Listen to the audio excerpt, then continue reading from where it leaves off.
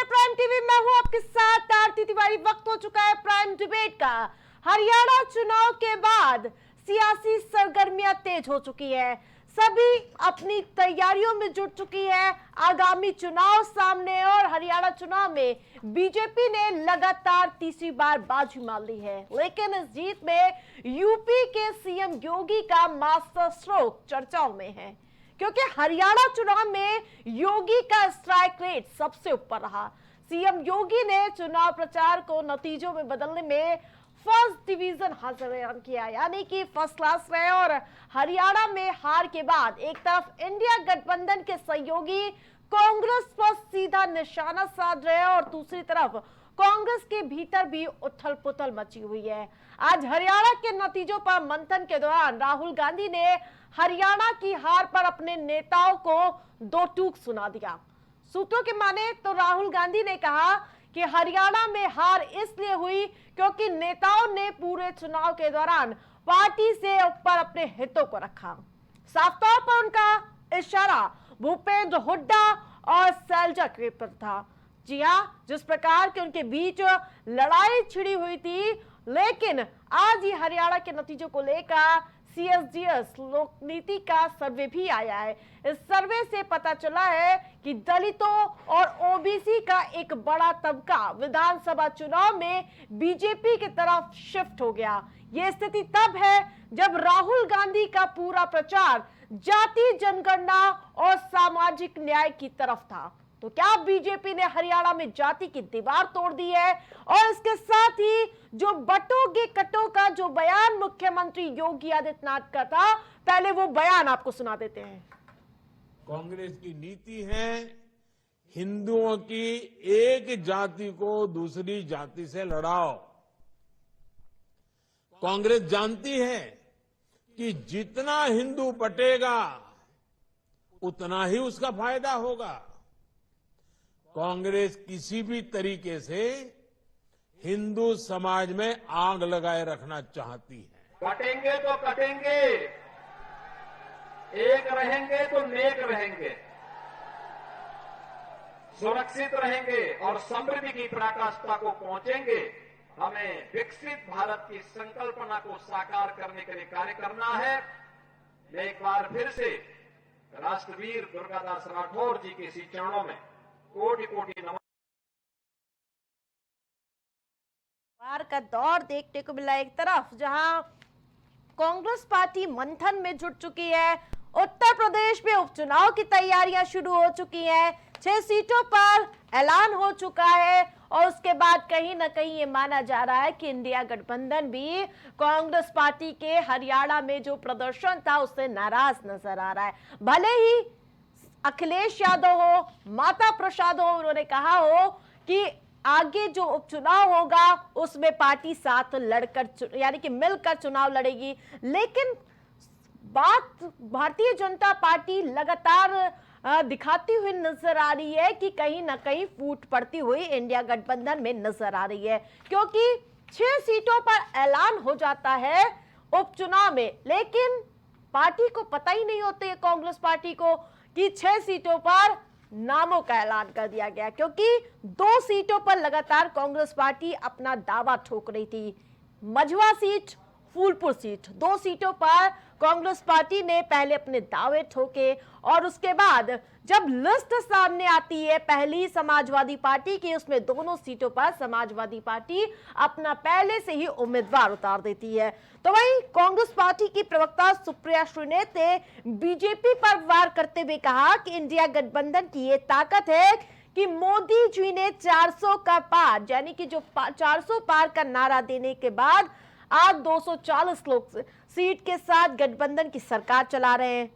India गठबंधन की ये ताकत है कि वक्फ बिल, उसके साथ साथ लेटरल एंट्री हो और इन सब पर हमने मोदी जी से यू टर्न करवाया है और हम इन्हीं से अग्निवीर भी खत्म करवाएंगे और जाति जनगणना भी करवाएंगे।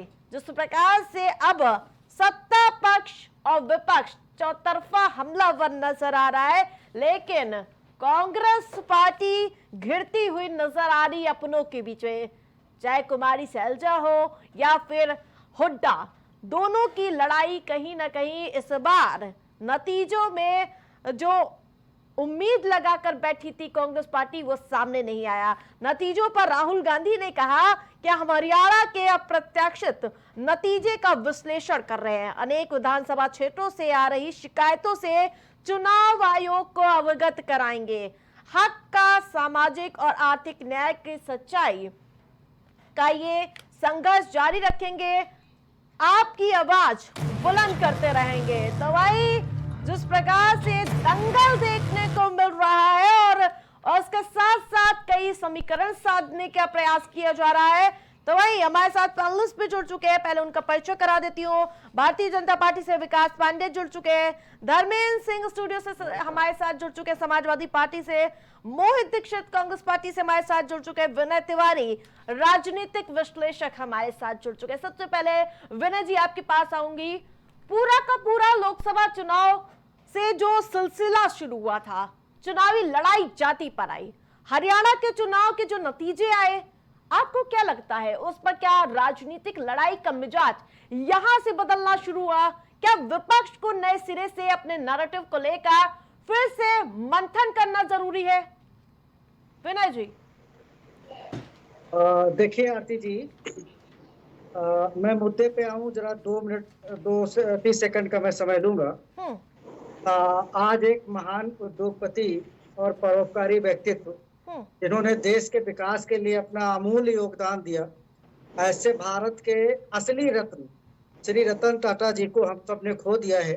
ये देश की बड़ी क्षति है और ऐसी महान शख्सियत के लिए हम विनम्र श्रद्धांजलि देते हैं और ईश्वर से प्रार्थना करते हैं कि उनको अपने श्री चरणों में एक उचित स्थान दें। अब हम मुद्दे की बात करते हैं। देखिए, अभी जो हरियाणा का जो चुनाव हुआ है, इसके जो नतीजे आए हैं, इससे कांग्रेस को और खासकर इंडिया गठबंधन को एक बहुत बड़ा झटका लगा है। कहाँ एक बाजी कांग्रेस हार जाती है और हार के बाद जिस तरीके से इनके विपक्षी पार्टियों इंडिया गठबंधन के अंदर कई नेताओं के एक दूसरे के ऊपर कटाक्ष और बयान आ रहे हैं,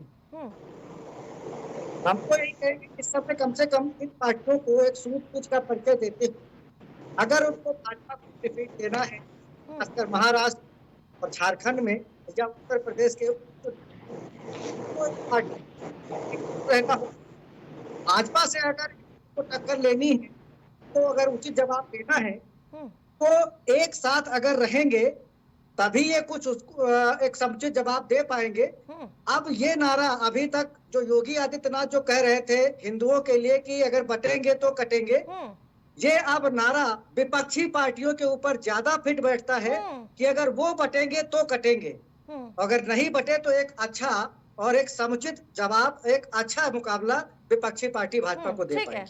ठीक है धर्मेंद्र जी, हरियाणा चुनाव के नतीजे आते हैं और आनन फानन में आपने बिना सलाह मशवरे के उम्मीदवार उतार दिए। मतलब कांग्रेस कमजोर हो रही है, मौका देकर छक्का मार दिया, 6 सीटों पर उम्मीदवार उतार दिए और यही किया समाजवादी पार्टी ने। कैसा गठबंधन है सर? आरती जी, सबसे पहले विनय जी की बात को आगे बढ़ाते हुए मैं आपके स्टूडियो में आपके चैनल के माध्यम से देश के महान उद्योगपति और जिनकी एक क्रिएटिविटी रही इस दौर में जब तमाम उद्योगपतियों में तमाम तरह की वार छिड़ी हुई है और ऑफ द रिकॉर्ड कई तरह के कामों पर कब्जा करने का दौर है, ऐसे में देश हित में, राष्ट्र हित में, नौजवानों के हित में और अपने संस्थान के हित में जो उनके अमूल्य योगदान रहा, आदरणीय रतन टाटा जी को श्रद्धांजलि अर्पित करते हैं और साथ साथ ये डिमांड भी करते हैं कि असली भारत रत्न है, भारत सरकार उनको भारत रत्न दे। हम आते हैं जो आपका प्रश्न था, सबसे महत्वपूर्ण ये जो 10 सीटों के उपचुनाव होने हैं, कोई कल खाली नहीं हुए, न कल लिस्ट मिली। ये पहले से इस पर एक्सरसाइज हो रही थी और काफ़ी दिनों से काफ़ी व्यापक चर्चा परिचर्चा, तमाम कार्यकर्ताओं की से मीटिंग लेकर के, तमाम नेताओं की राय लेकर के इस नतीजे पर हम पहुंच चुके थे कि और चूंकि अब चुनाव में 1 महीने से भी कम वक्त है, ज़्यादा वक्त रह नहीं गया, जो चूंकि 6 महीने में चुनाव कराना निर्वाचन आयोग की मजबूरी है। वैसे तो हो जाना चाहिए था, हरियाणा जम्मू कश्मीर के साथ ही और 2 राज्यों को साथ कर लेना चाहिए था, लेकिन जो भी कारण रहे हो उस पर न जाकर के, अब समय कम था तो हम लोगों के ऊपर दबाव ही था प्रत्याशी घोषित कर दिए जाए। उसका हरियाणा चुनाव से कोई संबंध नहीं। अब रही बात हरियाणा चुनाव में क्यों हारे, कैसे हारे, तो कांग्रेस को समीक्षा करने की जरूरत है। ये सही है कि चाहे छत्तीसगढ़ रहा हो, पंजाब, मध्य प्रदेश रहा हो, राजस्थान रहा हो, अब चाहे हरियाणा रहा हो, हरियाणा में तो जनता एक तरफा जो है भारतीय जनता पार्टी की सरकार से जो वहाँ लगातार 10 सालों से उससे ऊब चुकी थी। वो चाहे किसान आंदोलन रहा हो, किसानों की समस्याएं रही हो, नौजवानों की समस्याएं रही हो, नौकरियां हरियाणा में पिछले 10 साल में नौकरियां ही नहीं दी गई, चाहे अन्य विकास के मामले रहे हो, डेवलपमेंट के मामले रहे हो, हर जगह सरकार फेल थी और बहुत ही गुस्से में थे। इवन चाहे मीडिया के लोग गए, चाहे थर्ड पार्टी जो लोग सर्वे कराते हैं वो रहा हो, चाहे वो प्री पोल या आफ्टर पोल जो सर्वेज हुए हैं, उन सब में जनता ने हाँ, मैं उसी पर आ रहा हूँ, जनता ने भारतीय जनता पार्टी को बाहर का रास्ता दिखाने का मन बनाया हुआ था। लेकिन ये सही है कि ये कांग्रेस को समीक्षा करने की जरूरत है कि उसने कौन सी ऐसी चूकें हुई, कौन से ऐसे नेता हैं जो लगातार पार्टी में रह करके उनकी पार्टी को नुकसान पहुंचा रहे हैं। इसको राहुल गांधी जी को समीक्षा करने की जरूरत है। जब इंडिया गठबंधन बना हुआ है, समाजवादी पार्टी, हालांकि वहां सीटें हम नहीं मांगे थे, हमने व्यापक हित में कि किसी भी तरह भारतीय जनता पार्टी घटाना हो, इंडिया गठबंधन वहां जीत करके आओ, इसलिए स्वतः हमारे कई नेता चुनाव लड़ना चाहते थे। हम लोग वहां तैयारी भी किए थे, हमारे कुछ सीटों पर कार्यकर्ता बहुत आशान्वित थे, एक्टिव थे, लेकिन उसके बाद भी व्यापक हित में हमने हरियाणा में बिना सीट मांगे अपने आप को विड्रा कर लिया था। उन्होंने तो आम आदमी पार्टी से भी गठबंधन नहीं किया। सच ये है कि इंडिया गठबंधन ये बना है तो बड़ी जिम्मेदारी है जो लोग बनाए हैं उसको साथ लेकर चलने का, और इसमें कांग्रेस को समीक्षा करने की जरूरत है। ठीक है मोहित जी, जिस प्रकार से समीक्षाओं का दौर देखने को मिल रहा है, और राहुल गांधी ने तो स्पष्ट और चेतावनी देते हुए कहा कि आपसी लोगों के मतभेद की वजह से, जो दिग्गज नेता थे उनके मतभेद से की वजह से कांग्रेस पार्टी को इतनी बड़ी मात झेलनी पड़ी है।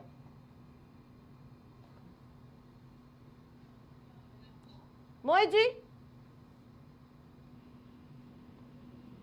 मोहित जी, जी आवाज आ रही है? कहीं ना कहीं ओवर कॉन्फिडेंस ले डूबा आपको।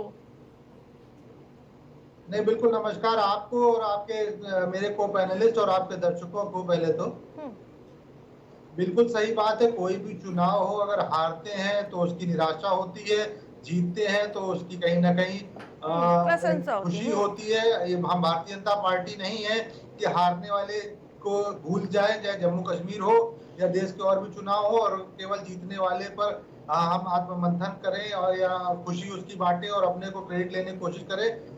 लेकिन अगर बात हमारी हार की है, हमारी बात को लेकर के है, अगर वो चुनाव जो हम जीता हुआ दिखाया गया, जीता हुआ दिख रहा था जमीन पर, धरातल पर जनता त्रस्त थी भारतीय जनता पार्टी के, चाहे हरियाणा के 10 साल के शासन हो, चाहे प्रदेश देश के हमारे 10 साल के शासन रहे हो, लगातार वही मुद्दे, चाहे किसान के हो, जवान के हो और महिलाओं के हो, उनको लेकर के कांग्रेस मुद्दों की बात को लेकर के जनता के बीच गई।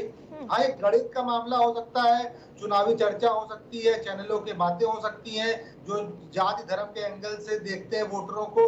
हमने वोटरों को किसान, जवान और किस जो भी अपने खिलाड़ी हैं उनके मापन से देखा, और उनके मुद्दों को जो हरियाणा के मुद्दे हैं उनको लेकर के लगातार बात करी और लोगों ने समर्थन भी दिया, जमीन पर देखा। अब हार क्या हुई, क्या कारण है, किस कारण है, ये तो विषय है मंथन का और जानकारी का रखने का। क्यों हमारे गठबंधन, इंडिया गठबंधन के साथियों ने गठबंधन नहीं किया, क्यों गठबंधन टूटा, या क्या मांग थी उनकी, या क्यों उनको बेल मिली, किस समय पर बेल मिली, कई चीजें हैं देखने को कि आज राजनीति में क्या चल रहा है। देखिए, इंडिया गठबंधन 2024 मोहित जी, गठबंधन को तो छोड़ दीजिए, आपके पार्टी के अंदर ही अंतरकलह देखने को मिली कुमारी शैलजा हुड्डा के बीच। देखिए, हर पार्टी के अंदर महत्वाकांक्षाएं होती नेताओं की, जो स्वाभाविक है। ये इंडिया गठबंधन और कांग्रेस में ही लोकतंत्र है, जहां पर किसी तानाशाह की तरह कोई एक फरमान नहीं जारी करता है, उसको स्वीकार कर लिया जाए। यहाँ सबको अपनी राय रखने का हक है, सबको अपनी बात रखने का हक है। अंत में पार्टी जो जिताऊ कैंडिडेट होती है, जो लगता है कि नहीं सर्वेक्षण के बाद जीतेगी, उसको ही टिकट मिलता है। अब किन कारणों से चुनाव हारे हैं ये भी देखना पड़ेगा हमको, और किस तरीके से तंत्र का उपयोग किया गया, इस तरीके से हरियाणा का चुनाव अकेले करा करके महाराष्ट्र और झारखंड को अभी नहीं लाया गया। चीजें हैं, अगर इसमें जाया जाएगा, किस तरीके से एक व्यक्ति को लोकसभा चुनाव के बाद जेल भेज दिया जाता है, केवल प्रचार के लिए भेजा जाता है, उसके बाद बिल्कुल हरियाणा चुनाव आता है उसको राहुल गांधी खुद कह रहे हैं कि हमारे अंदर के नेताओं ने अपना स्वार्थ आगे देखा। अब ईवीएम पर सवाल उठा रहे हैं आप लोग। नहीं, राहुल गांधी ने हो सकता है आपसे कहा होगा, हमारे कांग्रेस कार्यकर्ताओं को अभी ऐसी कोई जानकारी नहीं है। राहुल गांधी की बातें आप लोग ज्यादा सुनते हैं, इसलिए हो सकता हम लोग ध्यान नहीं दे पा रहे होंगे। हमारी जहां तक बातें हैं, राहुल गांधी जी के निर्देश पे ही चुनाव लड़े जाते हैं, राहुल गांधी के निर्देश पर ही प्रत्याशी चयन होता है।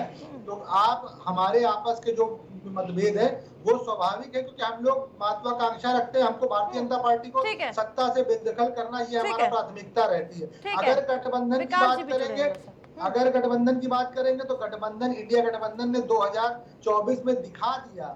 आज बैसाखियों की सरकार में नरेंद्र मोदी चुनाव में नहीं दिखे, चाहे हरियाणा का चुनाव, चाहे जम्मू कश्मीर का चुनाव। हाँ, जीतने के बाद भारतीय जनता पार्टी के अपने मोदी मोदी के नारे करवाने के उनके कार्यालय में पहुंच गए।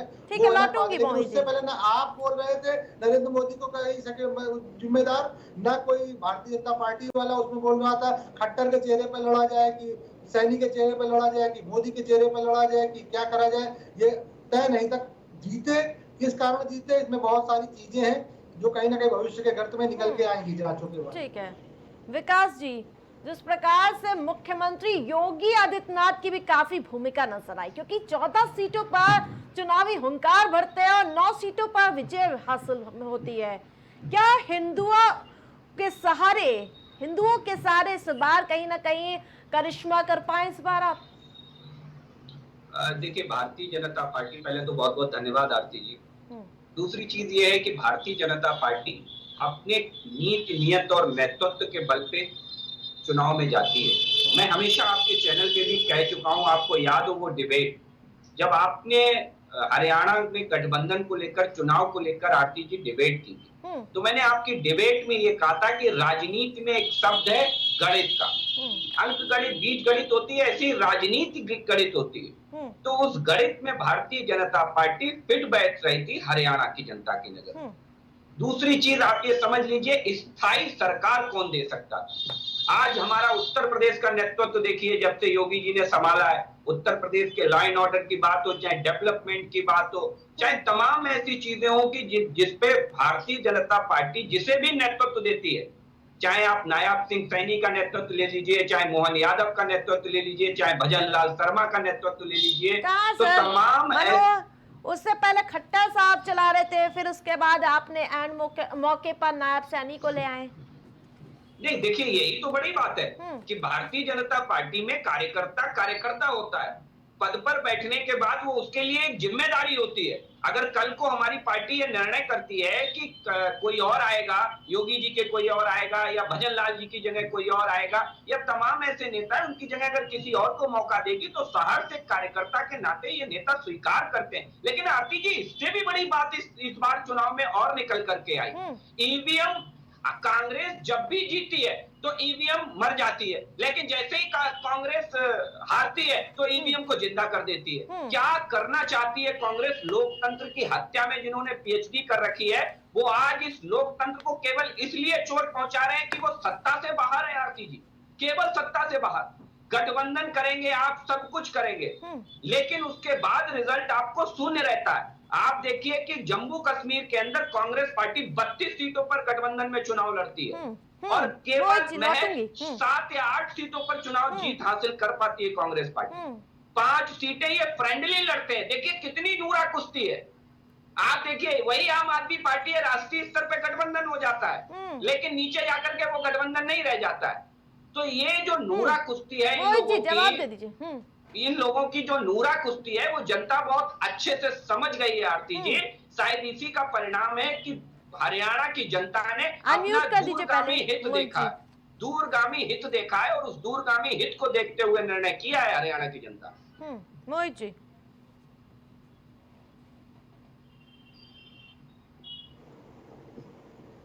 आवाज आ रही है? देखिए, पहले तो अगर हरियाणा की बात करें, हरियाणा में इतना नेतृत्व पसंद किया गया इनका, लौट कर आ रही है आवाज बार-बार। हरियाणा में 10 में से 8 मंत्री इनके चुनाव हार गए। इतनी इनकी वहां पर प्रसिद्धि थी, इतनी ज्यादा फेमस हो गए थे, इतना ज्यादा लोकप्रिय हो गए थे। गणित की बात करते हैं, गणित तो इनकी जो बैठा है चुनाव आयोग के साथ, वो शायद कहीं ना कहीं चुनाव को जिताने के लिए आया। जम्मू कश्मीर की बात करें तो जम्मू कश्मीर में सर आप प्रत्याशी नहीं दे पाए, न लोकसभा में न विधानसभा में। उसकी बात करिए आप बैठ करके, आप बड़ी बड़ी टीके हारते थे, 370 और 4 साल लगातार कश्मीर को बंधक बना के रखा। जनता ने जब जनादेश का समय आया तो आपको मुंह की खाने पड़ी। आज राष्ट्रीय और अंतरराष्ट्रीय पटल पे देख रहे हैं चुनाव होने के बाद किस तरीके से आपने कश्मीर के साथ आघात किया। भारत की जो शीर्ष स्थान था, भारत का सर बोला जाता था, भारत का मुकुट बोला जाता, उसके साथ किस तरीके आपने व्यवहार किया। बड़ी बड़ी बातें, बड़ी बड़ी डींगे हाँकते हैं। आज मोहित जी, लेकिन गठबंधन के बिना आपका भी तो सहारा नहीं, उसके बिना आपकी भी कहीं ना कहीं नैया नहीं पार होती। जिस प्रकार से उत्तर प्रदेश में लोकसभा चुनाव में आपने अच्छा प्रदर्शन किया, क्योंकि वो भारतीय जनता पार्टी करेगी, क्योंकि वो सारे वोट समाजवादी पार्टी के थे। श्रीनगर में, जम्मू कश्मीर में एनसी के जरिए आपको वोट मिले। ठीक है, कौन वोट किसका, ये भारतीय जनता पार्टी के पास हो सकता है लिखा पढ़ी रखा हो। आज देश की जनता का हर व्यक्ति इनसे परेशान है। कौन इनको वोट दे रहा है ये खुद ही जानते हैं, किस तरीके से तंत्र का इस्तेमाल करके जीत रहे हैं। क्यों मतलब महाराष्ट्र और झारखंड के चुनाव को रोक रखा था इन्होंने। रही गठबंधन की बात, गठबंधन 2024 के लोकसभा चुनाव के लिए इतना सफल रहा कि उसने आपको तानाशाही सरकार को बैसाखियों पर पहुंचा दिया। इतना सफलता तो हरियाणा में क्यों नहीं किया आपने गठबंधन? नहीं, हरियाणा में तो भारतीय जनता पार्टी ने किस तरीके से आम आदमी पार्टी को प्रमोट करके उनको जमानत के एवज पे गठबंधन ना करने के लिए जो प्रयास किए, वो कहीं ना कहीं उनकी सफलता हो सकती है। क्योंकि अनायास अनायास इस आम आदमी पार्टी ने क्या उपचुनाव में भी भारतीय जनता पार्टी आपको तो नहीं बरगला ले जाएगी? नहीं, अधिकांश नहीं, देखिए हर चुनाव, हमारा जो विधानसभा का चुनाव होगा उसमें लोकसभा आप अपने सहयोगी दल पर प्रश्न चिन्ह उठा दे रहे हैं। केजरीवाल पर ही सवाल उठा दिया आपने। नहीं, आपने हमारे विधानसभा के चुनाव में आपको स्वीकार करना पड़ेगा, हर जो रणनीति है इंडिया गठबंधन की वो बड़े इंडिया परिप्रेक्ष्य में है। देखिए, जब उसका नाम ही इंडिया है तो वो इंडिया के परिप्रेक्ष्य में 6 सीटों पर आपने ऑलरेडी पहले उठा दिया है। किसी प्रदेश के परिप्रेक्ष्य में पूछेंगे तो कहीं ना कहीं जो बार्गेनिंग करने के लिए लगातार कांग्रेस को भड़काते हैं, जब कांग्रेस और भाजपा की लगातार फाइट होती है वहां पर जा करके न्यूसेंस क्रिएट करते हैं, भारतीय जनता पार्टी को एवज देने का प्रयास करते हैं। ठीक है, आरती जी आप जो सवाल कर रही थी 10 सीटों को लेकर के, ये निश्चित मान के चलिए कि इंडिया गठबंधन 10 की 10 सीटों पर भारतीय जनता पार्टी को हराने का काम करेगा। अब सवाल ये है कौन किन सीटों पर लड़ेगा, किस तरह का गठबंधन होगा, इसमें कोई प्रश्न चिन्ह है ही नहीं। धर्मेंद्र जी, लेकिन एक बात नहीं समझ में आ रही है, क्योंकि आप लोग लोकसभा चुनाव में 7 पे चुनाव लड़ लेते हैं, फिर उसके बाद 6 सीटों पर आप ऐलान कर देते हैं, कांग्रेस पार्टी को पता तक नहीं चलता है। नहीं, बिल्कुल पता है, बहुत बड़े पैमाने पर डिस्कस हुआ है आपस में नेताओं में। ये किसी को क्या मालूम के अंदर कौन सा डिस्कशन हुआ है, न हम आपको बाहर बताने जाएंगे। जो सीटें बची हैं, हमारा और कांग्रेस का कोई मतभेद नहीं है। हम सारे लोग मिलकर, या सारे इंडिया गठबंधन के लोग, उत्तर प्रदेश चुनाव में कोई मतभेद है ही नहीं। कौन किस सीटों पर चुनाव लड़ेगा, इसके पहले ही हमारे नेताओं में सहमति बन गई थी कि कौन भारतीय जनता पार्टी को किस सीट पर हरा देगा। सबसे महत्वपूर्ण यही, उसमें दल और नेता से ज्यादा महत्वपूर्ण है कौन सा हमारा कार्यकर्ता साथी, कौन सा हमारा नेता साथी जो क्षेत्र में रहने वाला है, जो भारतीय जनता पार्टी को हरा सकता है। सारे समीकरणों को देखते हुए वो चुनाव लड़ेगा, इसमें कोई विवाद नहीं। दूसरी बात, जो 21 दलों के दलदल को लेकर के चल रहे हैं, वो दूसरों को कहते हैं कि हाँ उस दल का वोट है, उस दल का वोट है, इस दल के नाते, उस दल के नाते। भारतीय जनता पार्टी को तो खुद ही अपना कोई वोट नहीं, तमाम दलों का वोट हुआ है। दूसरी, योगी आदित्यनाथ की आप स्ट्राइक रेट की बात कर रहे थे। योगी आदित्यनाथ ने जब स्ट्राइक रेट की बात करते हैं तो जब मोदी जी नारा लगाते थे 400 पार, तो योगी जी 80 पार का नारा देते थे, 80 की 80 नारा देते थे। नहीं, आप सबने देखा है वो नारा देते। वो बंगाल में प्रचार किया कि नहीं किया कि वहां जीत करके आ रहे हैं, वहां 200 पार का नारा विधानसभा में और लोकसभा में कि पूरा उसका बंगाल में दीदी का सफाया। क्या उन्होंने तेलंगाना में प्रचार किया कि नहीं किया, हैदराबाद गए, क्या हुआ कहीं? वो तो अगर आप क्रेडिट की बात करते हैं तो जहां जहां जाकर के हारे उसको बताइए। तभी तो ये हिंदुत्व को समेटने का प्रयास कर रहे हैं। दूसरी बात, अभी 2 चुनाव हुए, कश्मीर का चुनाव हुआ और हरियाणा का हुआ, और कश्मीर का चुनाव कहीं न कहीं भारतीय जनता पार्टी के लिए ज्यादा महत्वपूर्ण था, क्योंकि कश्मीर को लेकर के पूरे देश की राजनीति की दिशा का खाका खींचने का काम भारतीय जनता पार्टी करना चाहती थी। लेकिन कश्मीर के लोगों ने उनकी जो उनकी नीतियों की जो में कमी है, जो उनके लिए कुछ कर नहीं पाए, या जो वहां पर वो कह रहे थे पूरा नोटबंदी से लेकर के अब तक दावे कर रहे थे कि वो टेररिज्म खत्म हो जाएगा, हम पूरा विकास की गंगा बहा देंगे, सारे नौजवानों को नौकरियां दे देंगे, उन सारी चीजों पर वहां मोदी जी फेल हो गए, उनकी सरकार फेल हो गई। और कश्मीर के लोगों ने लोकतांत्रिक तरीके से, इसलिए सरकार को देखिए जो एजेंडा लेकर के एनसीपी कांग्रेस गई थी उसको चुना है, और उसको इसलिए चुना है कि पूर्ण स्टेटहुड मिले, उनको पूर्ण राज्य का दर्जा मिले, और कश्मीर से जो है जो इस तरह का एलजी के माध्यम से जो तमाम अन्याय अत्याचार हो रहे हैं बंद हो। तो सबसे ज्यादा महत्वपूर्ण है कश्मीर पर भारतीय जनता पार्टी को चर्चा करना चाहिए कि उनके सारे दावे सारे कुछ फेल हो गए। विनय जी, नतीजों से पहले 2 नैरेटिव फैलाए गए। पहला, राहुल गांधी ने माहौल बदल दिया, कांग्रेस की हवा चल रही है, और एक नैरेटिव यह फैलाया गया कि मोदी ब्रांड खत्म हो गया है, नाम काफी नहीं है। इसको कैसे देखते हैं विनय जी?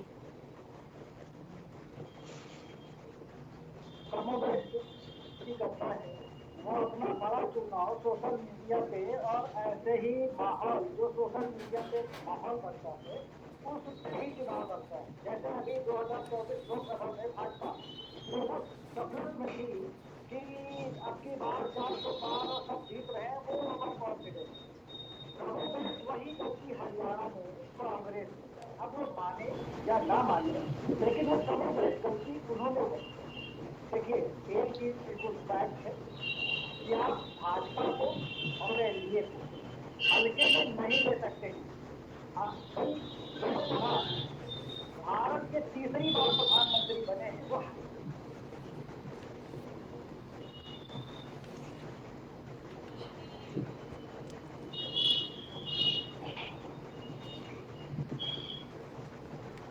विनय जी, आपकी आवाज नहीं आ रही है। ठीक है, विकास जी जवाब दे दीजिए।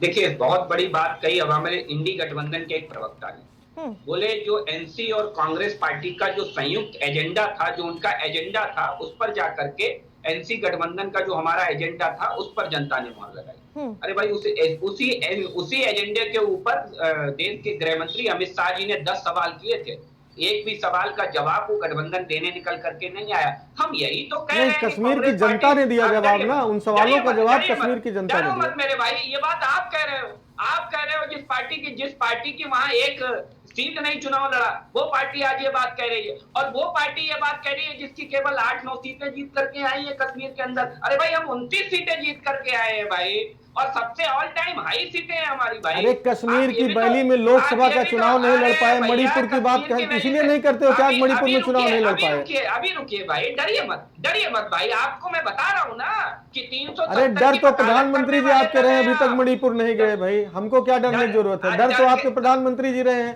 अभी तक मणिपुर नहीं गए। नहीं कह दीजिए आप यहाँ चैनल से प्रधानमंत्री जी किस तारीख को जाएंगे मणिपुर? कह दीजिए चिरकुट पार्टी के चिरकुट नेताओं से, चालू पार्टी के चिरकुट भाषाओं का नहीं, कैसे लोग बैठाती चिरकुट? तुम्हारी पार्टी, तुम्हारे नेता, ये कौन सी बात हो गई? ये कौन सी बात हो गई? ये कौन सी बात हो गई? अरे जवाब नहीं है तो ये शब्द लेकर के आओगे? अरे मोदी जी को बताओ, चिरकुट शब्द असंवैधानिक घोषित कर दिया उन्होंने, नहीं तो और तमाम शब्द हैं। अलंकारिक शब्दों का प्रयोग आपसे बेहतर कर सकता हूँ, अलंकारिक शब्दों का प्रयोग तुमसे बेहतर कर सकता हूँ। कैसे लोग बैठाते हैं आप? चिरकुट नेता और चालू पार्टी किसने किसके लिए कहा? ये अब स्वीकार आप ना करें बात अलग है, पूरा देश जानता है किसने किसके लिए कहा, हम नहीं कह रहे हैं, लेकिन जिसने कहा हम तो उन्हीं के शब्द दोहरा रहे हैं भाई। ये सारे शब्द आपके दल के और आपके ऊपर लागू होते हैं, इस तरह शब्दों का प्रयोग न करें। अगर पढ़ लिख के आए हैं, जवाब देना आता है तो, नहीं तो अगर इसी तरह डिरेल करना हो तो हमारे पास भी तमाम अलंकार हैं, सबका प्रयोग किया जा सकता है। आप लोग आरती जी मेरा निवेदन है, आरती जी मेरा निवेदन है, मेरे साथी से कहिए धैर्य से सुन ले भाई, इतना डरने की जरूरत नहीं है, ऐसे नतीजे भी और भी आएंगे, आप परेशान मत होइए बिल्कुल। कि जनता आपके चाल चरित्र चेहरे को बहुत अच्छे से जान गई। नहीं तो हर प्रयोग साफ हो गया। नहीं, उत्तर प्रदेश की जनता ने आपका भी चाल चलित चेहरा देख लिया है। 24 में ठीक किया, आगे सब चुनाव ठीक होंगे, चिंता मत करिए। और इसी तरह अहंकारिक भाषा का प्रयोग करिए। आप अपने नेताओं को भी बोलिए इसी तरह अहंकार की भाषा और अलंकारिक भाषा का प्रयोग करें, आपको ठीक करेगी जनता। उत्तर प्रदेश की महान जनता ने आपको दिखाया है, आगे बिल्कुल ठीक कर देगी। और हर समय जो है आपके अहंकार का जवाब मिलना शुरू हो गया है। बीजेपी कार्यकर्ता वो ज्यादा दिन तक जो गुब्बारा हवा में था, जब खुल जाता, पोल खुल चुकी है, आपकी सच्चाई सब जान गए हैं। अहंकार किसके अंदर है आरती जी? ये पूछिए जो पुलिस से कहते हैं ए पुलिस, जो पत्रकारों को प्रताड़ित करने का काम करते हैं, अहंकार किनके अंदर है ये बहुत अच्छे से जानते हैं। जरा समाजवादी पार्टी के प्रवक्ता से पूछ लीजिए किसके अंदर अहंकार है। अरे तो अमित शाह का भी देख लो ना, है व्हाइट सफेद कपड़ा है, पुलिस किनारे चलो। अमित शाह जी का याद रखो। मंच से क्या कह रहे थे भाई? आप हिंद पे बात करिए। अगर आप जवाब दे सके, कश्मीर पर जिन मुद्दों को हो रहे तो उस पर जवाब दें। उत्तर प्रदेश में चुनाव जवाब दे, 24 में क्यों हारे उस पर जवाब दें। लेकिन ठीक है, षड्यंत्र से लोकतंत्र को हरा दिया आपने हरियाणा में, तो इतना बेग्र होने की जरूरत नहीं है। तंत्र के सहारे आपने हरा दिया हरियाणा में, इस पर जवाब दे दीजिए। देखिए आरती जी, हरियाणा की जनता ने जैसे ही इन्हें हम भारतीय जनता पार्टी को मैंडेट दिया, रटी रटाई पुरानी ईवीएम राग कांग्रेस पार्टी ने फिर अलाप दिया। लेकिन वही ईवीएम अभी कर्नाटक जीत के आए, तेलंगाना जीत के आए, ईवीएम बिल्कुल ठीक। कोई ईवीएम पे कोई बात आई निकल करके आरती जी? नहीं निकल करके आई। ये कांग्रेस पार्टी और समाजवादी पार्टी का इंडी गठबंधन का मिला जुला एजेंडा है। अपनी हार को स्वीकार नहीं करना चाहते। हर प्रयोग किया इन्होंने हरियाणा में, कोई ऐसा प्रयोग नहीं है जिसको इन्होंने हरियाणा और जम्मू कश्मीर के चुनाव में नहीं किया। आपको बता दूं, इन्होंने 5 सीटें जम्मू कश्मीर के अंदर फ्रेंडली चुनाव लड़े। जी आपकी आवाज नहीं आ रही है। 5 सीटों पर जम्मू कश्मीर के अंदर फ्रेंडली चुनाव लड़ा। आप देखिए हर हथकंडा अपना रहे थे। इधर तो गठबंधन करके 25 सीटों पर कांग्रेस लड़ ली और 51 सीटों पर एसपी लड़ ली और 5 सीटों पे फ्रेंडली फाइट कर ली। ये फ्रेंडली फाइट से आपको तमाम आतंकवादियों को छुड़वा करके चुनाव लड़ाए, केवल इसलिए कि वहां वोटों का डिवीजन कराना चाहते थे। जरा आप मंथन करिए कि जिनको देशद्रोह का मुकदमा था, जो आतंकवादी थे, जिनको भारतीय जनता पार्टी जोर शोर से टेररिस्ट बताती थी, उनको बाकायदा जमानत करा करके उनको चुनाव लड़ाए, उनकी पार्टी बनवाए, उनका कैंडिडेट लड़वाए। युवाओं को भड़का रहे जम्मू कश्मीर के, उनको टिकट देने वाले इंडी गठबंधन के लोग हैं। अरे भाई बताइए ना कि आप एनसी के अगर एजेंडे से, उनके मैनिफेस्टो से सहमत है तो धारा 370 की बहाली के लिए आप प्रदर्शन करेंगे क्या? आप बताइए। अभी आपने कहा कि उस एजेंडे पर जम्मू कश्मीर की जनता ने मोहर लगाई है, तो आप कहिए किसी भी इंडी गठबंधन के नेता का, प्रवक्ता का दही जम जाता है इस मुद्दे के ऊपर? नहीं, क्या भारतीय जनता पार्टी के एजेंडे को कश्मीर के लोगों ने हराया कि नहीं हराया, इसको बताइए। हमने तो आपको वहाँ हार का मुंह देखना पड़ा कि नहीं, अभी भी अपने जीता मानते हैं? कैसे अजीब आदमी है आप। नहीं, कश्मीर में आपके एजेंडे को हराया कि नहीं हराया? अरे आपने तो आतंकियों को जमानत करा करके चुनाव लड़वाया। आपको तो जम्मू कश्मीर की जमहूरियत में आपको विश्वास ही नहीं था, आपको उसको तोड़ना चाहते थे। अंदर कितनी सीटें मिली आपको? आप तो देश के सारे नागरिकों को अपने नागरिक ही नहीं मानते। कितनी सीटें मिली?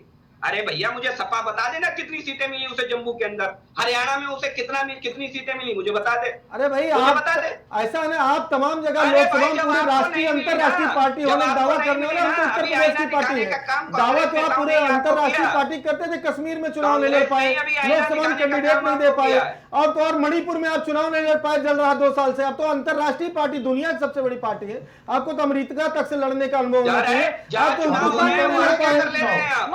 ठीक है विकास जी, आपका समय पूरा हो गया। ठीक है मोहित जी बोलिए।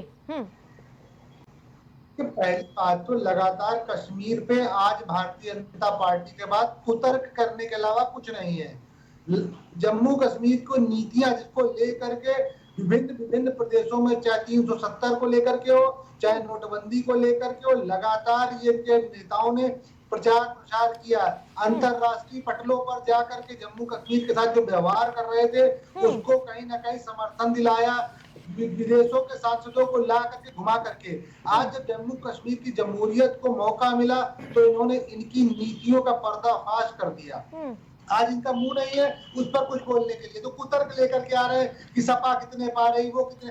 अरे आपको वहां से सब बेदखल किया गया, जिस तरीके से आपने बंधक बना रखा था और जम्मू कश्मीर चलाने के लिए एलडी बनाकर बैठा करके रखा था कि वो आपके दिशा निर्देश की तानाशाही को लागू करता रहे। लेकिन आरक्षण का मुद्दा भी कहीं ना कहीं आपको भारी पड़ा मोहित जी। अमेरिका में जाकर राहुल गांधी ने आरक्षण का मुद्दा उठाया, उसको भी भारतीय जनता पार्टी ने भुना लिया कहीं ना कहीं। जाति का मुद्दा भी कहीं ना कहीं आप पर भारी रहा। भारतीय जनता पार्टी अगर किसी चीज को भुनाने की स्थिति में है तो वो संवैधानिक संस्थाएं हैं केवल। आज वो बैसाखी की सरकार है, वो संवैधानिक संस्थाओं को आज भुना सकती। आज जनता के मुद्दों पर वो बात ही नहीं करती है। आज सामाजिक न्याय की लगातार बात होती है, जाति जनगणना की बात होती है, उसमें नहीं जम जाता है कि भारतीय जनता पार्टी के प्रवक्ता हो किसी भी मंचों पर वो क्या बताएंगे कि किस मुद्दों पर आज जनता उनके साथ खड़ी है। चाहे रोजगार हो, चाहे किसानों की समस्या हो, चाहे पहलवानों की समस्या हो, चाहे खिलाड़ियों की समस्या हो, जिन मुद्दों के बेसिक मुद्दे उसको जाति धर्म के एंगल से जाट नॉन जाट दलित ये देखने की, ये केवल और केवल गणित बनाने की कोशिश की जा रही है। भारतीय जनता पार्टी का जो कुकर्म किया है उन्होंने संवैधानिक संस्थाओं के साथ, उसको छुपाने के लिए आज भारतीय जनता पार्टी को चाहे किसी जात धर्म का लोग हो नहीं पसंद कर रहा। तभी जो लोकसभा चुनाव में इनको जनता ने सबक सिखा दिया था, तो ईवीएम के पीछे छुपने की आवश्यकता नहीं है। जम्मू कश्मीर में भी, हरियाणा में भी सिखा दिया, जम्मू कश्मीर में भी सिखा दिया है, उत्तर प्रदेश को चुनाव में भी सिखा दिया। तो हार स्वीकारिए ना आप लोग, सिखा देगी जी, हार स्वीकारिए। जिस प्रकार से हरियाणा में हार तो हम हुई आपकी, हार तो हम नहीं स्वीकार, हम तो स्वीकार रहे हैं, लेकिन आज जो आप जैसे जो मंच पे लोग, जो चैनलों पे बैठे हुए लोग, वो नहीं समझ पा रहे हैं। आज जनता नहीं समझ पा रही कि उनका डाला हुआ वोट कहां गलत जगह पर चला गया, किस तरीके से गलत जगह पर गया। जनता आज क्वेश्चन पूछ रही है कि हमारा जो वोट था, जो हमने भारतीय जनता पार्टी के खिलाफ दिया था, वो भारतीय जनता पार्टी के पास कैसे पहुंच गया। आज हरियाणा के हार देख रहे हैं तो हरियाणा में आज 40 से लेकर 4000 सीटें, जो 4000 के अंतर से जो सीटें जीती है भारतीय जनता पार्टी, जो बहुत छोटे मार्जिन से जीती है, वो 10 सीटें हैं। जनता तो ये भी नहीं समझ पा रही है आपका कहीं गठबंधन हो जाता है, कहीं आप अलग चुनाव लड़ने लगते हैं, कहीं आप अपनी गठबंधन के साथियों पर सवाल उठाने लगते हैं। ये भी तो जनता नहीं समझ पा रही सर। नहीं, जनता पूरी समझ रही है, जनता साथियों को भी समझ रही है, जनता इंडिया गठबंधन को भी समझ रही है, जनता पार्टियों को भी समझ रही है, क्योंकि इंडिया गठबंधन ही किसी पार्टी का गठबंधन नहीं है, ये जनता का गठबंधन है। जनता पूरी एकत्र होकर के आज एक मंच पे भारतीय जनता पार्टी के खिलाफ वोट कर रही है, जो स्वीकार करना पड़ेगा। पार्टी का मुखौटा चाहे कांग्रेस का हो, चाहे समाजवादी का हो, कहीं ना कहीं ये भी कहीं भारी ना पड़ जाए, क्योंकि भारतीय जनता पार्टी से जोरों शोरों से उठा रही है कि इस बार 2 लड़कों की जोड़ी टूट जाएगी उपचुनाव से पहले। कहीं अगर ये नैरेटिव भी इस बार भुना लेगी भारतीय जनता पार्टी। नहीं आरती जी, उनके देखिए कोई नैरेटिव आज भूलने वाला नहीं है, जब तक संवैधानिक संस्थाओं के खिलाफ डट के हमको लड़ना पड़ेगा। ये कुचक्र जो भारतीय जनता पार्टी खड़ा कर रही है, धर्मेंद्र जी, क्योंकि समय बहुत कम है, आप दोनों को साथ में आके जनता को बताना होगा कि हम साथ हैं। नहीं आरती जी, ये पूरा देश देख रहा है। अजय राय कह चुके हम 10 सीटों पर चुनाव लड़ने के लिए तैयार हैं, क्योंकि अजय राय कोई नेता तो है नहीं कि यहाँ गली मोहल्ले के नेता। अजय राय जी, अजय राय जी का अजय राय जी के पक्ष में देखिए, इंडिया गठबंधन होते हैं जी, अजय राय जी पहली बात तो इंडिया गठबंधन के कमेटी के ना तो चेयरपर्सन है, ना वो हेड कर रहे हैं। कांग्रेस पार्टी का एक सिस्टम है, उनके लोग और समाजवादी पार्टी के नेताओं की एक टीम बनी थी। गठबंधन में कौन सीटें कौन लड़ेगा उस पर उन लोगों ने आपस में डिस्कस किया हुआ है। आपको कोई बयान किसी बड़े नेता का नहीं आया होगा कि इसको लेकर के कोई आपत्ति है, वो अंडरस्टूड है, सबकी जानकारी में आने वाले समय बता दिया जाएगा। अब देखिए देश का जो माहौल है, पूरे देश में भारतीय जनता पार्टी के साथी के पास बात करने के लिए नहीं होता तो तमाम नए शब्द लेकर के आते हैं। विकास जी देखिए, न नीति है, न नीयत है, न जनता के लिए कुछ कर गुजरने का जज्बा है। केवल और केवल जब विकास की बात नहीं कर पाते हैं, अपने किए हुए कामों को नहीं बता पाते हैं, अपने किए हुए वादे पर उन्होंने क्या कितने खरे उठे उसको नहीं बता पाते हैं, तो लगातार हिंदू मुस्लिम जाति धर्म बंटवारे की बात करते हैं। सच ये है कि चाहे जो सेक्टर हो, देखिए एजुकेशन और हेल्थ सेक्टर जो दो महत्वपूर्ण चीजें हैं, दोनों में केंद्र सरकार हो चाहे राज्य सरकार हो, दोनों फेल है। एक नई पॉलिसी लेकर के आई, मैं बस 30 सेकंड में अपनी बात समाप्त। लेकिन अजय राय इसलिए भी कहीं ना कहीं नाराज है क्योंकि वो अपने बेटे को उतारना चाहते थे मजवा सीट पर, शांतनु राय को। सवाल किसी के गुस्सा नहीं आएगी उनको नहीं, क्या? सवाल किसी के बेटे और किसी के भाई या किसी के लड़ने का नहीं। हमने पहले कहा कि इंडिया गठबंधन के नेताओं में आपस में तय हो चुका था बहुत पहले, और हर सीट पर चर्चा हुई थी कि कौन से हमारे दल में जो कौन सी पार्टी है उसका कौन सा नेता है वो चुनाव लड़ेगा। इससे ज्यादा महत्वपूर्ण है कि कौन नेता वो सीट को जीत सकता है, और सिर्फ यही एक फार्मूला है कि जिस सीट पर जो हमारा जिताऊ कार्यकर्ता नेता होगा हमारे गठबंधन के किसी भी दल को उसको चुनाव लड़ाएंगे। मोहित जी, क्योंकि समाजवादी पार्टी को परिवार पर तो भरोसा है, क्योंकि जिस प्रकार से इरफान सोलंकी की बीवी पत्नी को दे दिया जाता है टिकट, और उसके बाद यहाँ पर तेज प्रताप को दिया जाता है, तो ये कहीं ना कहीं अजय राय का गुस्सा देखने को मिल रहा है। हमारे देखिए, अगर कोई इंडिया गठबंधन को लेकर के बात चलेगी तो शीर्ष नेतृत्व में कोई रणनीति बनाई जाएगी, क्योंकि रणनीति के स्तर पर हमने देखा है कि राज्य के चुनावों में रणनीति वो होती है कि भारतीय जनता पार्टी को हराने का हो सकता है आप समाजवादी के भिन्न प्रत्याशी उतारे, मैं उसको कतई गुरेज नहीं कर सकता, चाहे 403 सीटों का मुख्य चुनाव हो या 10 उपचुनाव के सीटों को लेकर के हो। अगर हमारी कोई रणनीति होगी तो वहां पर हमको भारतीय जनता पार्टी के खिलाफ लड़ने के लिए प्रत्याशी उतारना पड़ेगा। मैं अजय राय जी की बात को बिल्कुल सहर्ष स्वीकार करता हूँ, 10 की 10 सीटें जरूरत पड़ी तो उतारे जाएंगे, और अगर वहां पर सामंजस्य बनेगा या हमारा मुख्य उद्देश्य भारतीय जनता पार्टी को हराना है उन सीटों को। ठीक है विकास जी, वहां पर अगर प्रदेश के स्तर की बात होगी तो अजय राय जी की बात बिल्कुल स्वीकार की जाएगी। प्रदेश में अगर कोई बात उठती है प्रदेश, ठीक है विकास जी से जवाब ले लेती हूँ। एक तरफ परिवार खड़ा है पूरा आपके खिलाफ, और अगर जरूरत पड़ेगी तो कांग्रेस पार्टी भी आपके खिलाफ खड़ी होगी, कैसे पार पाएंगे? देखिए, हमने बड़े बड़े अच्छों से पार पाया है। हम 2 सीटों से चल करके यहाँ तक आए हैं आरती जी, तो हमें मालूम है कि इन ताकतों से हमें कैसे निपटना है। अभी तमाम तरीके की बातें हमारे साथी कर रहे थे। एक निवेदन के साथ मैं अपनी बात चालू करूंगा कि बगैर डरे हमें सुन लिया जाए, मेरे हमारे सम्मानित सारे प्रवक्ताओं से याद रहे। दूसरी चीज, बड़ी बात कर रहे थे, कभी हाय जातियों की बात की, हिंदू मुस्लिम में बांट दिया, ये कर दिया। इस देश में जातिगत जनगणना का झुंझुना लेकर के कौन चल रहा था, जरा बताइए, कौन बात कर रहा था? धार्मिक जनगणना की बात क्यों नहीं की जाती? कभी करे, अगर विपक्ष में हिम्मत है तो करता क्यों नहीं है? जाति धार्मिक जनगणना की बात करें, नहीं करेंगे। यही वो चीज है कि उन्हें मालूम है कि एक वोट बैंक तो हमारा फिक्स है, अब दूसरा जो वोट बैंक है उसे बिखरा दो, और बिखरा करके सत्ता तक सीढ़ियां चढ़ जाओ। तो ये जो कुचक्र विपक्ष रच रहा है जनता ने समझ लिया है। अब दिक्कत ये है कि इनका कुचक्र जब जनता को समझ में आ गया तो जनता का जब कुचक्र विपक्ष के कुचक्र को जनता समझ गई तो जनता ने अपना मैंडेट चाहे हरियाणा हो देने का काम किया। दूसरी चीज, इतिहास जी बड़ी अच्छी बात कही, गठबंधन की तमाम बातें होती हैं, तमाम एक दूसरों को, ये हमने नहीं कहा। आपको मध्य प्रदेश चुनाव आरती जी याद होगा कि किसके नेता ने ये कहा था, चिरकुट पार्टी, चिरकुट नेता और चालू पार्टी। ये हमने नहीं कहा, इन्हीं के गठबंधन के आपस के नेताओं ने कहा, ये हमारे शब्द नहीं है। दूसरी चीज, अगर इतना ही गठबंधन के प्रति सम्मान और वो है कांग्रेस पार्टी को, तो कांग्रेस पार्टी ने 1-2 सभाएं करने तक के लिए अखिलेश यादव को नहीं बुलाया हरियाणा में। कम से कम सभाएं करने के लिए तो बुला लेते अगर गठबंधन के प्रति इतना ही सम्मान है।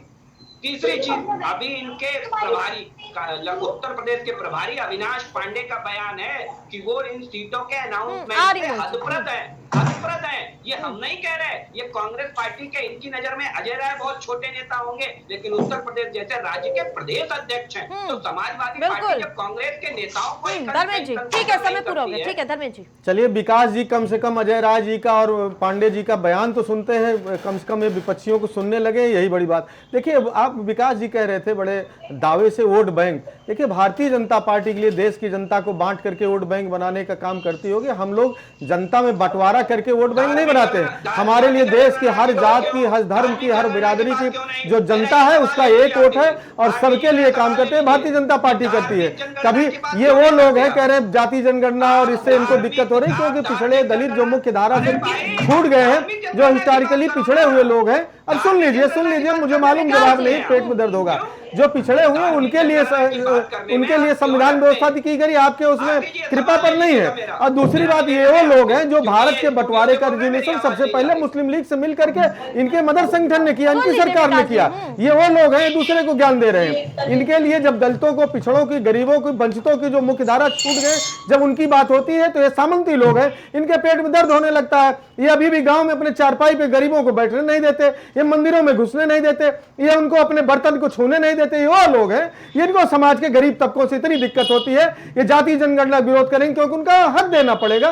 वो खड़े होंगे अपनी बात को लेकर के कि हमारा हक दिया जाए। ये वो लोग हैं, उनको मुख्यधारा में कायदे से सम्मानजनक रूप से जीने नहीं देना चाहते हैं। ये भारतीय जनता पार्टी के जो फाउंडर लोग हैं, ये लोग हैं, इसलिए इनको दिक्कत हो रही है। अब इनको बताना चाहिए 10 साल से भारत सरकार में और 2 साल दूसरा कार्यकाल योगी आदित्यनाथ जी का पूरा हो रहा है, इन्होंने वंचितों के लिए, पिछड़ों के लिए, पीडीए के लिए और जो मुख्यधारा छूटे उनके लिए क्या किया है, उनको मुख्यधारा में लाने के लिए क्या किया है, उत्तर प्रदेश के इंफ्रास्ट्रक्चर डेवलपमेंट में क्या किया है, उत्तर प्रदेश के औद्योगिकरण के लिए क्या किया है, हेल्थ सेक्टर में क्या किया है, एजुकेशन सेक्टर में क्या किया है। अगर कुछ किया हो तो उसको लेकर के डाटा बैठ करके बात करना चाहिए, उसको डिबेट करना चाहिए, उसको नहीं। ये केवल इनके प्रधानमंत्री जी खड़े होंगे तो वो भाषण देंगे कि हिंदू इकट्ठा हो जाओ, मुस्लिमों किनारे कर दो। योगी आदित्यनाथ जी कहेंगे डरोगे तो बटोगे तो कटोगे। इस तरह की बात कोई देश के अंदर ही जो खुद शासक हो, संविधान की शपथ लिया हो, देश के अंदर ही देश के अन्य नागरिकों को एक दूसरे से डराए और डर पैदा करके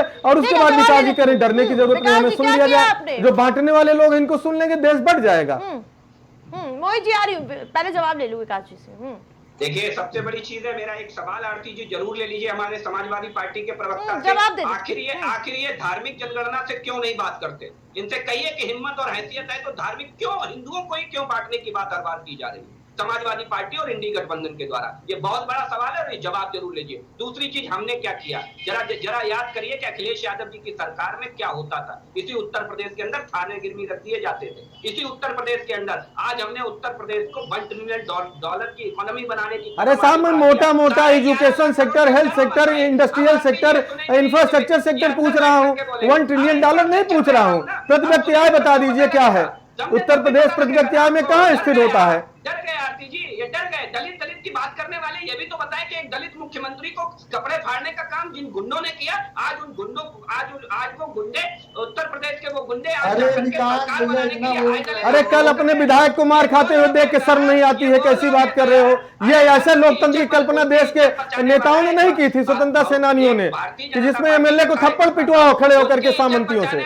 भारतीय जनता पार्टी का कार्यकर्ता था, उनकी इज्जत बचाने वाला ये भी। ठीक है मोहित जी, ठीक है, आपका विषय पूरा हो गया। ठीक है, नहीं, एक पिछड़े वर्ग के विधायक को अपने सामंतियों से पिटवा रहे, तुम्हारी सरकार में संभव है, दूसरे सरकार में नहीं संभव है।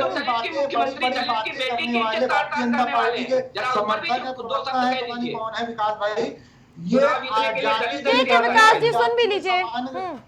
अरे भाई, उन्हें बीच में बोलने दीजिए आप। अरे आप सरकार में है बिहार में, उसके बाद जाति जनगणना करा रहे होते हैं और वहां पर आप यहाँ बैठ करके मंचों पर भारतीय जनता पार्टी का एजेंडा बता रहे हैं। आप देश में सामाजिक समानता के खिलाफ क्यों बैठे हैं? आप नहीं बता रहे हैं योगी आदित्यनाथ और मौर्य जी की क्या लड़ाई चल रही है, दिल्ली और लखनऊ में क्या लड़ाई चल रही है। आपको शैलजा और हुड्डा की लड़ाई सब दिख रही है। आपको नहीं दिख रहा भारतीय जनता पार्टी की जो कानून व्यवस्था को किस तरीके से लंगड़ी बना दी गई है। ये आपके विधायक है, चाहे वो गाजियाबाद के हो चाहे आगरा के हो, वो बोल रहे हैं कमिश्नरेट माने कमीशन का रेट। ये बना दिया है आपने। जनता आज त्रस्त है आपके हर पुलिस थाने, चौकी और किसी भी कोर्ट कचहरी और तहसीलों से। आज हर जगह पैसा मांगा जा रहा, बिना पैसे के कोई काम नहीं हो रहा है। आज जनता काम के लिए दौड़ी इधर उधर घूम रही है। आपके सांसद विधायकों की बातें नहीं सुनी जा रही हैं, वो परेशान घूम रहे और यहाँ बड़े बड़े प्रवचन कर रहे हैं बैठ करके, चैनलों पे याद दिला रहे कि ये वो अखिलेश का टाइम क्या होता था। अरे आज क्या हो रहा है इस पे भी आके खोल के देख लीजिए। आज जनता परेशान घूम रही, तहसील का काम हो, कोर्ट कचहरी का काम हो, चौकी थाने का काम हो, कोई सुनने को नहीं तैयार है। अगर सुनना भी है तो केवल चाकू सूजा पेल के या गोली बंदूक मार के। विकास जी, कानून व्यवस्था आपसे सुधर नहीं रही है, आप कांग्रेस पार्टी और समाजवादी पार्टी को देख रहे हैं। जवाब दे दीजिए। सुन लीजिए मोहित जी, आपका एक प्रश्न पूछ लिए। आपके विधायक पिटे जा रहे हैं सरेआम। अरे आपके मेरा भी एक प्रश्न था, वो ले लीजिए आप। तो कोई सुनने वाला नहीं है। विकास जी बताइए, आपके विधायक सरेआम पिट जा रहे हैं, कैसी लॉ एंड ऑर्डर है आपकी? देखिए, सबसे बड़ी चीज ये है कि लॉ एंड ऑर्डर, आपस की लड़ाई को आप लॉ एंड ऑर्डर से जोड़ करके नहीं देख सकते, पहली बात। दूसरी बात, एक बात है, याद करिए कि इनके शासनकाल में तो पत्रकारों को जिंदा जला दिया जाया करता था। इन्हीं इंडी गठबंधन के शासनकाल में पत्रकारों को जिंदा जला दिया जाया करता था। एक दिन में 76 फिर इतिहास में चलेंगे। देखिए, इनके पास जवाब नहीं है, जवाब नहीं है। आपसी लड़ाई को अगर लॉ एंड ऑर्डर नहीं देखा जाता, क्या भारत पाकिस्तान की लड़ाई को योगी आदित्यनाथ जी सलटाएंगे या इनकी पुलिस सलटाएगी? मतलब कैसा जवाब देते हैं आरती जी? कम से कम इस तरह की चीजें सुनने के पहले इनको टोका करिए कि देश इंटरनल लॉ एंड ऑर्डर यही है। क्या भारत पाकिस्तान की लड़ाई को देखेंगे क्या उत्तर प्रदेश की पुलिस? बैठ करके आप इनकी बात सुनेंगे, अच्छी बात नहीं आती जी। स्टूडियो में वो बैठ करके बोल रहे हैं, मेरी आवाज नहीं जा रही है। नहीं, लॉ एंड ऑर्डर अगर आपसी लड़ाई, हत्या को, चोरी को, डकैती को, लूट को, महिला संबंधी अपराधों को, नहीं सरकार चलाइए तो आपके कर्मकांड अगर बता रहा हूं तो गलती कहां पे है भाई? अरे आप अपने कर्मकांड बताएं, हम अपने बताएंगे, आप अपने बताइए ना। हम अपना भी बताएंगे, 10 मिनट समय ले लीजिए और आप अपना कर्मकांड बता डालिए। आप अपनी उपलब्धियां, सारे कर्मकांड गिनाइए, दूसरे छोड़िए, इतिहास बन जाइए। उसके लिए हम हैं, बताएंगे। आरती जी हैं, बताएंगे हमारी कमियों को। आप अपनी उपलब्धियां बताएं, सब सुनना चाहता है, पूरा प्रदेश सुनना चाहता है, पूरा देश सुनना चाहता है। अपनी उपलब्धियां बताएं जल्दी। विकास जी, लास्ट कमेंट। उपचुनाव के लिए कितनी रणनीति तैयार है आपके लिए? क्योंकि इस बार समाजवादी पार्टी कांग्रेस एक्टिव है, क्योंकि लोकसभा चुनाव में जिस प्रकार से आपने मुंह की खाई थी, क्या 10 सीटों पर वापसी करेंगे? देखिए, चुनाव उतार चढ़ाव की सीढ़ी होती है। भारतीय जनता पार्टी हर चुनाव से कुछ ना कुछ सीखती है और सीख करके आगे बढ़ती है। इस बात का हरियाणा आपको उदाहरण के सहित मिल गया। जम्मू कश्मीर में हम कांग्रेस पार्टी से कई गुना ज्यादा सीटें लेकर के आए। वो कांग्रेस पार्टी जो बड़े बड़े बातें करती, उस कांग्रेस पार्टी से हम ज्यादा सीटें लेकर के आए। दूसरी चीज, उत्तर प्रदेश के उपचुनाव में भी आपको साफ दिख गया, कांग्रेस पार्टी के लिए मजबूरी है सपा के साथ गठबंधन करना, और समाजवादी पार्टी बार बार ये दिखाने की कोशिश कर रही है कि मेरे लिए कांग्रेस पार्टी के उत्तर दूसरों के घर में कब तक झांकेंगे आप लोग? अपना स्टैंड क्लियर करिए ना। हमारा स्टैंड बिल्कुल से क्लियर है कि हम एकजुट होकर के भारतीय जनता पार्टी हर चुनाव में जैसे उतरती है वैसे उतरेगी, और हम भारतीय जनता पार्टी 10 में से 9 सीटें जीत करके आपको ये दिखाएगी। ठीक है धर्मेंद्र जी, 10 में से 9 सीटें जीतने का दावा कर रहे हैं आप लोग। क्या गठबंधन की स्थिति क्लियर करेंगे या फिर लगातार इस पर कशमकश देखने को मिलेगा? देखिए, उपचुनाव में भारतीय जनता पार्टी 10 की 10 सीटें हारने जा रही, 9 पे इनकी जमानत बचाना मुश्किल होगा, 1 सीट पे लड़ रहे हैं। ये अभी ये नोट कर, इनको मालूम, इसीलिए चुनाव भाग भी रहे हैं। लगातार निर्वाचन आयोग से लेट करने का प्रयास कर रहे हैं। अंतिम, अब तक इनके, अगर इनको एहसास होता कि हम चुनाव की लड़ाई में है, मुख्यधारा में, तब तक ये घोषित कर दिए होते। उसको विनय जी सुन रहे हैं, बेहतर समझ रहे होंगे। अब कानून व्यवस्था और जो स्पेसिफिक मैंने सवाल पूछा था, उस पर भारतीय जनता पार्टी के साथ नहीं बता पाए। वो कह रहे हैं आंतरिक झगड़े को ये कानून व्यवस्था का लायक नहीं मानते। जो केंद्र सरकार एडवाइजरी जारी करती है कि अकेले चलना वहां ठीक नहीं है, उसको ये कानून व्यवस्था के लायक नहीं मानते। जो हत्या के प्रयास, महिला संबंधी अपराध, लूट और चोरी, रहजनी में जो उत्तर प्रदेश लगातार नंबर 1 है, उसको ये कानून व्यवस्था की बात नहीं मानते। कानून व्यवस्था की बात ये उसको मानेंगे जो इजराइल और लेबनान में हो रहा है, जो यूक्रेन और रसिया में हो रहा है, जो पाकिस्तान और बांग्लादेश में हो रहा है। उत्तर प्रदेश की कानून व्यवस्था के बारे में बताना चाहते हैं। तो ये तो स्थिति है। जब आप इनसे एजुकेशन पे चुनाव लड़ेंगे? हाँ बिल्कुल, गठबंधन के साथ लड़ेंगे। कुल मिलाकर के भारतीय जनता पार्टी को उत्तर प्रदेश के केवल 10 सीट नहीं, आने वाले सारे चुनाव में हराएगी। ठीक है, आप सभी पैनलिस्ट का हमारे साथ जुड़ने के लिए बहुत बहुत धन्यवाद। तो जिस प्रकार से उपचुनाव की रणबेड़ी बच चुकी है, भले ही अभी तारीखों का ऐलान ना हुआ है, लेकिन समाजवादी पार्टी ने 6 सीटों पर अपने पत्ते खोल दिए हैं, और उसके साथ साथ गठबंधन पर भी कहीं ना कहीं कशमकश देखने को मिल रहा है, क्योंकि दोनों पार्टियों के अलग अलग रुख सामने आ रहे हैं। भले ही दोनों पार्टियां अभी भी कहती हुई नजर आ रही है कि हम गठबंधन के साथ ही उपचुनाव में ताल ठोकते हुए नजर आएंगे, लेकिन भारतीय जनता पार्टी इस पर कहीं ना कहीं हमलावर नजर आ रही है। लेकिन देखना दिलचस्प होगा क्या आगामी चुनाव में इंडिया गठबंधन एक साथ मिलकर चुनाव लड़ेगा। तमाम प्राइम टीवी अपडेट में फिलहाल इतना ही। देखते रहिए प्राइम टीवी।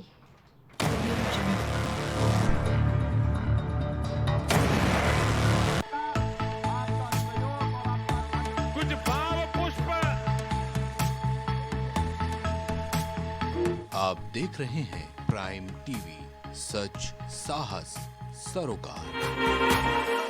संदीप अग्रवाल, मुख्य महाप्रबंधक, बलरामपुर चीनी मिल्स लिमिटेड इकाई मिर्जापुर की तरफ से आप सभी गन्ना किसानों और देशवासियों को नवरात्रि व दीपावली की हार्दिक शुभकामनाएं। कृष्णा ट्रेडर्स की तरफ से आप सभी क्षेत्रवासियों को नवरात्रि व दशहरा की हार्दिक शुभकामनाएं। पता निकट LBS चौराहा, मान्यवर शोरूम के नीचे, Malviya Nagar, Gonda, Uttar Pradesh. Mobile number 9936253635। Professor Krishnadev Khandelwal. इस जन्म क्या हर जन्म का प्यार होना चाहता। सुनहरी झील में कुछ झिलमिलाती कश्तियां देखी। दिल तुझे रोक रहा है कि जमाना कह दे, या बुरा लगता है तुझको मेरा आना, कह दे। इस 7 जन्मों तक चलूंगा 7 वचनों के लिए। ये मौसम आशिकाना है, चले आओ कहीं से तुम। राज़े हयात क्या है समझना है अगर तुझे, पानी के बुलबुले पे नजर डालकर तो देख। एक लड़की साथ चलने के लिए तैयार है। पपीहा मन का छेड़े है, तुम्हारा नाम ले लेकर। जीते जी मेरा लहू सर्द नहीं हो सकता, मैं जमाने की कभी गर्द नहीं हो सकता। देखते रहिए क्या कहने और देखते रहिए प्राइम टीवी।